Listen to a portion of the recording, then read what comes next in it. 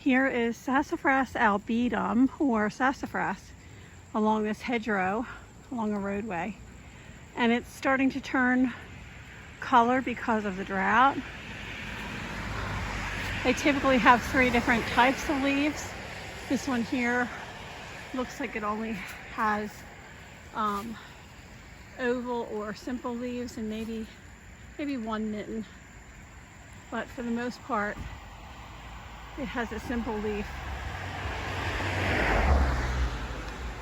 Sassafras was used for medicinal purposes and made into sarsaparilla. And it has an interesting trunk too. Again, this is Sassafras albidum or sassafras.